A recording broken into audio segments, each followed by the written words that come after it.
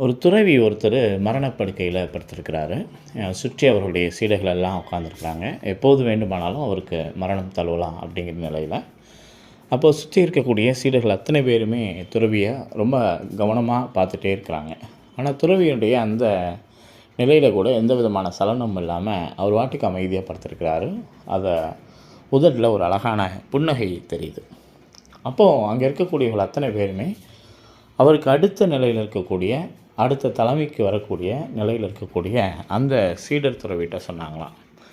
இப்படிப்பட்ட சூழல்ல அவர் சொல்லக்கூடிய அறிவுரைகள் தான் நம்மள நாளைக்கு வழி நடத்தும். அதனால தயவுசெய்து அவர்ட்ட போயி, இந்த நிலையில நீங்க என்ன நினைக்கிறீங்க?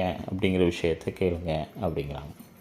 ஸோ அப்படி கேட்கக்கூடிய நிலையில இருக்கக்கூடிய அந்த துறவிட்ட போயி, ஒரு வார்த்தை அவர் கேட்கலாம் அப்படின்னு கேட்குறாரு. இந்த சூழல்ல நீங்க என்ன நினைக்கிறீங்க? என்ன வேணும் உங்களுக்கு? அப்படின்ட்டு. அப்ப அந்த துறவி கேட்ட ஒரு விஷயம், "அ எனக்கு கொஞ்சம் திராட்சை பழங்கள் குடுங்க" அப்படின்னாராம். இங்க இருக்கிற அத்தனை பேருக்குமே ஆச்சரியம். என்ன இந்த நேரத்தில போய் திராட்சை கேட்குறாரே அப்படின்ட்டு. சரி ஏதோ ஒரு சொல்ல வருவார் அப்படின்னு திராட்சை குடுக்குறாங்க. அத சாப்பிட்றாரு. நல்லா ருசிச்சு சாப்பிட்டு முடிச்ச பிறகு, "இப்ப சொல்லுங்க" அப்படிங்கும்போது அவர் சொன்ன ஒரு வார்த்தை, "இந்த திராட்சை இனிப்பாக இருக்கிறது" அப்படின்னு சொன்னாராம். அதான் அவர் சொன்ன கடைசி வார்த்தை. அப்போ இவங்க யாருக்குமே எதுவுமே புரியல. ஒரே ஒரு விஷயம் தான் புரிஞ்சது.